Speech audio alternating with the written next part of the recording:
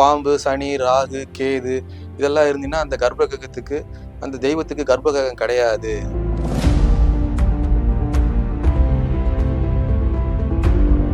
உங்களோடது இந்த பிரசன்னத்துல ஏதாவது சிறந்த அனுபவம்னு ஏதாவது இருக்கா சார்? அதாவது நிறைய சொல்லலாம். அது ஜாதகத்திலையும் சொல்லலாம், பிரசன்னத்திலையும் சொல்லலாம். 2:11 பாதகாதிபதி அமர்ந்தால் கோயிலுடைய பொருட்களையோ இல்ல தெய்வத்தினுடைய பொருட்களையோ எடுத்த குற்றத்தின் தோஷம் காரணமா இவருக்கு இந்த பாதிப்பு இருக்கு.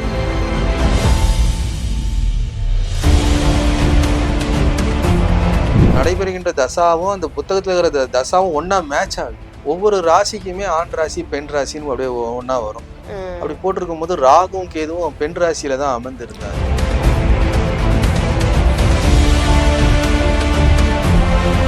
திரும்ப இந்த பிரசன்ன சக்கரம் என்ன சொல்லுது அப்படின்னா முருகர் வழிபாடுன்னு சொல்லுது. ஏன்னா 9ஆம் இடத்துல நெருப்பு ராசி, அது வந்து மலை சார்ந்த இடங்களை குறிக்கக்கூடிய இடம்.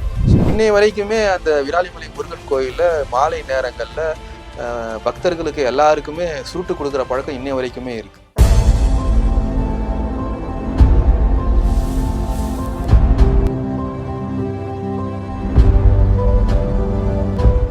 ஸ்ரீ வாராகி டிவி நேயர்கள் அனைவருக்குமே வணக்கம்.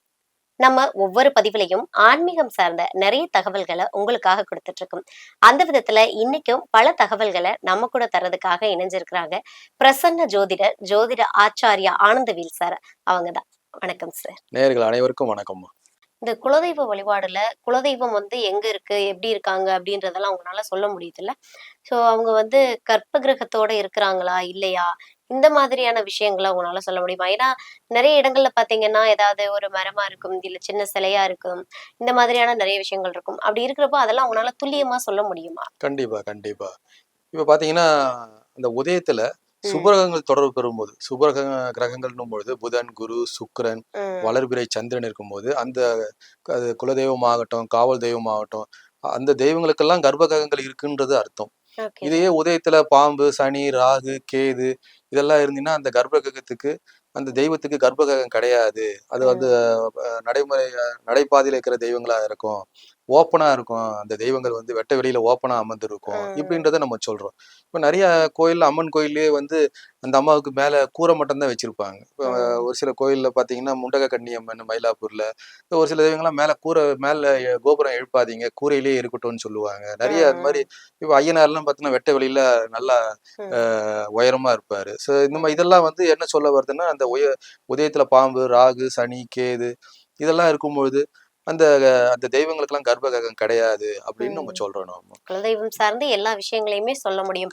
கண்டிப்பா. அதே மாதிரி 11ஆம் அதிபதி 2ஆம் இடத்துல அமர்ந்து இருக்குது அப்படின்னா போடப்பட்ட பிரசன்னத்துல, தெய்வ பிரசன்னத்துல உங்க உங்க கோயிலுடைய சொத்து தவறுதலா உங்க வீட்டுல இருக்குது, நீங்க எடுத்துன்னு போய் வச்சிருங்க, அந்த மாதிரி எதுவும் இல்லையேன்னு சொல்லுவாங்க. ஆனா தேடி பாருங்க ஏதாவது இருக்கும். இப்போ அந்த மாதிரி ஒரு கிளைண்ட்ஸுக்கு நம்ம சொல்லும் போது அவங்க அன்னதானம் பண்ணியிருக்காங்க, அதை தவறி போய் அவங்க அந்த கோயிலுடைய கரண்டி இவங்க வீட்டுக்குள்ள வந்துட்டு இருக்குது. அப்புறம் அவங்க பார்த்துட்டு அதுல அந்த கோயிலுடைய பெயர் இருந்திருக்குது.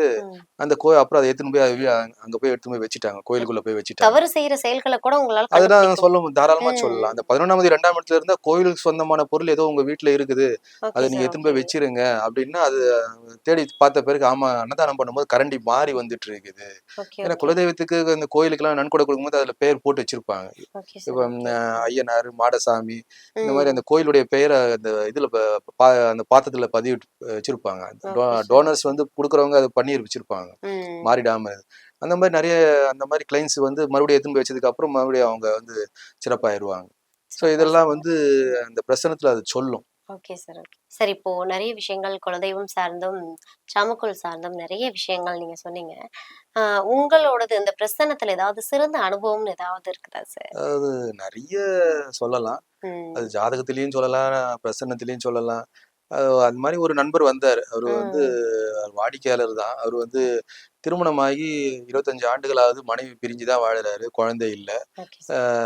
ஸோ தனிமையில தான் இருந்தாரு. அவர் ஒரு தினக்கூலி வேலை செய்யறவரு. அவர் சார் எனக்கு ஏன் இந்த கஷ்டம், எனக்கு ஏன் இந்த கர்மா, நான் ஏன் இவ்வளவு கஷ்டப்படுறேன், நான் டெய்லி கூலி வேலைக்கு போனாதான் எனக்கு வருமானம், இதுக்கெல்லாம் என்ன காரணம் அப்படின்னு கேட்கிறாரு. அவருடைய ஜாதகமும் என்கிட்ட இருக்குது. அவருக்கு அஷ்டமங்கல பிரசனத்துல ஒரு கடைசியா நிமித்தம் சொல்லி ஒரு புக்கு வச்சிருப்பாங்க. ஓகே. ஸோ அந்த நடைமுறையில அதை பயன்படுத்தி பார்க்கலாம் அப்படின்னு சொல்லி அவர்கிட்ட பக்கத்துல ஜோதிடம் சம்பந்தமான ஒரு புத்தகம் ஒன்று இருந்தது. அந்த புத்தகத்தை அவர்கிட்ட கொடுத்து, நீங்க என்னென்ன தெய்வத்தெல்லாம் வழிபடுறீங்களோ அதெல்லாம் நல்லா மனசார பிரார்த்தனை பண்ணி நீங்க இந்த புத்தகத்துல ஏதாவது ஒரு பேஜை எடுங்க அப்படின்னு சொல்லியிருந்தேன். அவரும் ஒரு பக்கத்தை எடுத்து கொடுத்தாரு. நான் இடது பக்கம் படிக்கட்டுமா வலது பக்கம் படிக்கட்டுமான்னு கேட்டேன். அவர் என்ன சொன்னாரு, நீங்க இடது பக்கமே படிங்க அப்படின்னாரு. அவருக்கு அவருடைய ஜாதகத்துல நடைபெற்றிருக்கின்ற தசை வந்து குரு தசை, விருச்சிக லக்னம், குரு தசை. அவரு கடகத்துல உச்சமா இருக்கிறாரு. பாவக சக்கரத்துல வந்து அவர் வந்து மிதுனத்துல உட்காந்து தசை நடத்துது. பாவகத்துல அது 8ஆம் இடம், ராசி சக்கரத்துல அது 9ஆம் இடத்துல அமர்ந்து தன்னுடைய தசையை நடத்திட்டு இருக்கிறாரு. அவரு சொன்ன பக்கத்துல இடது பக்கத்தை எடுத்து படிச்சா, குரு வேதையாக இருந்தால் இவருக்கு குலதெய்வ அனுகிரகம் இல்லை, தெய்வ அனுகூலம் இல்லைன்னு வருது. குரு 3, 6, 8, 12 அமைந்தால் தெய்வ அனுகூலம் இல்லைன்னு வருது. அதே மாதிரி 2, 11 பாதகாதிபதி அமர்ந்தால் கோயிலுடைய பொருட்களையோ இல்ல தெய்வத்தினுடைய பொருட்களையோ எடுத்த குற்றத்தின் தோஷம் காரணமா இவருக்கு இந்த பாதிப்பு இருக்கு, தோஷத்தை சுட்டி காட்டுதுன்னு அந்த பக்கத்துல எழுதி இருக்குது. இவருக்கு விருச்சிக லக்னம், தனுசு ராசி, பாதகாதிபதி 9ஆம் அதிபதி சந்திரன் வந்து 2ஆம் இடத்திலேயே அமர்ந்திருக்குது. ஸோ விருச்சிக லக்னத்துக்கு பாதகாதிபதி யாருன்னா சந்திரன் தான். 2ஆம் இடத்திலேயே அமர்ந்திருக்குது. அதுவும் அந்த பக்கத்துல எழுதப்பட்ட எழுத்துக்கள் என்ன இருக்குன்னா 2லயோ இல்ல 11லயோ இல்ல 2, 11 அதிபதியுடன் பாதகாதி அமர்ந்தாலோ கோயிலுடைய சொத்துக்களையோ இல்ல தெய்வத்தினுடைய பொருளையோ நீ தவறாக பயன்படுத்திய தோஷம்னு இருக்குது. எப்படி அவருடைய ஜாதகமோ இந்த நிமித்தமும் எப்படி மேட்ச் ஆகுதுன்றத பாருங்க. ஸோ இது வந்து இதெல்லாம் வந்து இதோடைய அனுபவங்கள். இதை சொன்னோன்னா அவர் ரொம்ப பிரமிப்பாயிட்டார். அந்த ஜாதகத்துல இருக்கிற நடைபெறுகின்ற தசாவும் அந்த புத்தகத்துல இருக்கிற தசாவும் ஒன்னா மேட்ச் ஆகுது. இதெல்லாம் ஒரு பெரிய பிளஸ். அதே மாதிரி ஒரு கிளைண்ட் கேட்கிறாரு, அவருக்கு ஏற்கனவே நான் ஜாதகம் பார்த்து முடிச்சுட்டேன். 1 மாசம் கழிச்சு வழியில சந்திக்கிறாரு. அவருக்கு நான் சர்ப்பதோஷம் இருக்குன்னு சொல்லிட்டேன். அவர் என்ன கேட்கிறாரு கேள்வி, சார் அந்த சர்ப்பதோஷம்னு சொல்றீங்க இல்லையா, அது ஆண் நாகத்துடைய சர்ப்பமா பெண் நாகத்துடைய சர்ப்பமான்னு கேட்கிறாரு. இதெல்லாம் எந்த குருமார்கள் சொல்லி கொடுப்பாங்க? இதெல்லாம் பிரபஞ்சம் அந்த நேரத்துல நமக்கு சொல்லும். அப்போ ஒவ்வொரு ராசிக்குமே ஆண் ராசி பெண் ராசின்னு அப்படியே ஒவ்வொன்னா வரும். அப்படி போட்டிருக்கும் போது ராகுவும் கேதுவும் பெண் ராசியில தான் அமர்ந்திருந்தாங்க. அப்ப நான் சொன்னேன், உன்னுடைய சர்ப்பத்துக்கு காரணம் வந்து பெண் நாகத்துடைய தோஷம்தான் அப்படின்னு நம்ம சொன்னோம். உடனே அந்த கிளைண்ட் ரொம்ப, அவர் வயசு சிறு வயசு தான், 26 வயசு அப்படிதான் இருக்கும். அவர் ரொம்ப உண்மையிலே ஆச்சரியப்பட்டாரு. என்ன அடுத்தது என்ன சொல்ல வராரு பாருங்க. என்னுடைய தகப்பனார் நேத்து தான் ஒரு கோயில்ல, அம்மன் கோயில குறி கேட்டாரு. அந்த குறி சொன்னவர் பெண் நாகத்துடைய தோஷம் இருக்குன்னு சொன்னாரு. ஆனா நீங்க ஜாதகத்துல எப்படிப்பா கண்டுபிடிச்சேன்னு கேக்குறாரு. இதெல்லாம் நான் சொல்லப்பா, பிரபஞ்சத்துடைய சக்தி அது அப்படிதான் நிமித்தம் கொடுக்கும். இதெல்லாம் வந்து மறக்க முடியாத அனுபவங்கள். இப்படி நிறைய அப்படி சொல்லிக்கிட்டே போகலாம். இப்போ ரீசெண்டா நீங்க யாருக்காவது குலதெய்வம் கண்டுபிடிச்சு கொடுத்தீங்களா பிரசன்னம் மூலமா? உங்களால அதை சொல்ல முடியுமா? கண்டிப்பா தொடர்ந்து நிறைய நம்ம வந்து குலதெய்வம் கண்டுபிடிச்சு கொடுத்துட்டு இருக்கிறோம். அப்ராட் கிளைண்ட்ஸ் நிறைய, மலேசியா இந்த மாதிரி நிறைய கிளைண்ட்ஸுங்க வந்து குலதெய்வத்தை நம்ம கண்டுபிடிச்சு கொடுத்துருக்கோம். கடைசியா பார்த்த குலதெய்வம் பாத்தீங்கன்னா அவங்க இருந்தது வந்து பூர்வீகம் பாத்தீங்கன்னா புதுக்கோட்டை மாவட்டம். ஆனா அவங்க செட்டில் ஆனது எல்லாம் ஸ்ரீலங்கால போய் செட்டில் ஆயிட்டாங்க. திருப்பி அவங்க குலதெய்வம் வந்து தெரியல அப்படின்னு சொல்லி வேற ஒரு மூலியமா வந்து அந்த கிளைண்ட்ஸ் என்கிட்ட வந்தாங்க. இப்போ போடப்பட்ட பிரசன்னம் பாத்தீங்கன்னா தனுசு உதயம் வந்திருக்குது. இதுதான் அந்த இதான் ஜாமக்கல் பிரசன்னம்ன்றது. இது அவங்க அமிச்ச நேரத்துக்கு 9 மணி 35 நிமிடம் 43 வினாடி, 2/9/2024. இப்போ இந்த மாதம் பார்த்தது. இப்போ பாத்தீங்கன்னா தனுசு உதயத்துல சந்திரன் அமர்ந்திருக்கு, உதயத்திலே மாந்தி அமர்ந்திருக்குது. 7ஆம் பார்வையா செவ்வாய் குருன்னா முருகரை குறிக்கின்ற இடம். குரு மட்டும் தனியா இருந்தாருன்னா பால தண்டாயுதபாணி, பழனி இப்படி குறிக்கும். செவ்வாய் குருன்னா சுவாமிநாதன், அதாவது புதன் சுக்கிரன் தொடர்பு பெறும்னா வள்ளி தெய்வானையுடன் கூடிய முருகரா இருப்பார். இது 1, 5, 9 எல்லாமே வந்து புதனும் சுக்கிரனும் தொடர்பு பெறுறாங்க. இப்போ இதுல வந்து ஆருடம் விழுந்ததே பாத்தீங்கன்னா செவ்வாயுடைய ராசியில தான் ஆருடமே வந்து இருக்குது. திரும்ப இந்த பிரசன்ன சக்கரம் என்ன சொல்லுது அப்படின்னா முருகர் வழிபாடுன்னு சொல்லுது. ஏன்னா 9ஆம் இடத்துல நெருப்பு ராசி, அது வந்து மலை சார்ந்த இடங்களை குறிக்கக்கூடிய இடம். ஸோ அதனால வந்து மலை சார்ந்த குன்றுகள் சார்ந்த இடத்துல தான் இந்த தெய்வம் உட்கார்ந்துட்டு இருக்குது அப்படின்னு நம்ம சொல்றோம். இப்ப கடைசியா நம்ம டிக்ளேர் பண்றது என்னன்னு பாத்தீங்கன்னா, இது சனி, குரு 9ஆம் அதிபதி குலதெய்வம்ன்றது டிக்ளேர் ஆயிடுச்சு. ம். இது எல்லாமே வந்து பாத்தீங்கன்னா, ஆண் வீட்ல தான் அமர்ந்திருக்குது. இது ஒரு ஆண் தெய்வம்னு நம்ம டிக்ளேர் பண்ணிட்டோம். இந்த உதயத்துல சந்திரன் மாந்தி தொடர்பு என்ன சொல்ல வருது அப்படின்னா, ம். இந்த புதுக்கோட்டை மாவட்டத்துல விராலிமலை முருகன் தான் இவங்களுடைய குலதெய்வம் நம்ம டிக்ளேர் பண்ணிட்டோம். ஓகே இப்ப சார். இந்த சந்திரன் என்ன சொல்ல வராரு, இந்த மாந்தி என்ன சொல்ல வருது அப்படின்னா, இந்த குலதெய்வத்துடைய ஒரு சிறிய விளக்கம் என்னன்னு பாத்தீங்கன்னா, கருப்ப முத்துன்றவரு சந்திரன்னா முத்துன்னு அர்த்தம். ம். அப்ப இங்க சந்திரன் தொடர்பு பெறாரு. அப்ப கருப்ப முத்து ஆன்மீக பணியை செய்யறாரு அவரு ஓகே. அந்த விராலி மலையில. அப்படி விராலி மலையில பண்ணிட்டு இருக்கும்போது மாலை நேரத்துல கடுமையான மழை பெய்யுது. இவரு அந்த ஆத்துல இருந்து தாண்டி அந்த சைடு போக முடியல, மழை அதிகமா இருக்குது.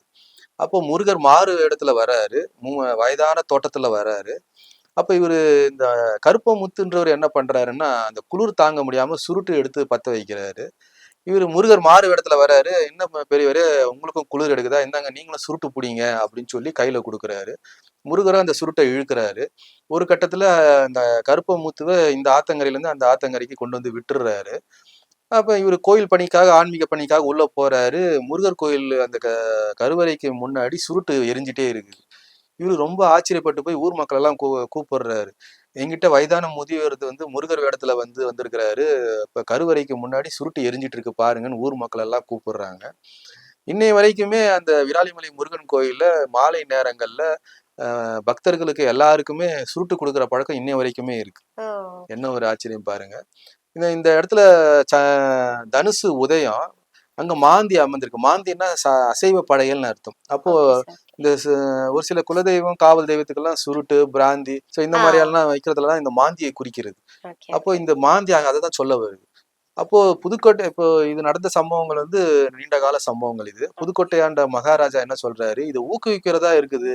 அதனால இதை ம். தடை செஞ்சிடலாம் சுருட்டு கொடுக்குற பழக்கத்தைன்னு சொல்லும் பொழுது, அவருடைய இரவுல மகாராஜாவுடைய கனவுல முருகப்பெருமான் வந்து, இது அடுத்தவங்களுக்கு உதவி செய்யணுன்ற நோக்கத்துக்காக நான் அவர்கிட்ட இருந்து வாங்கினது.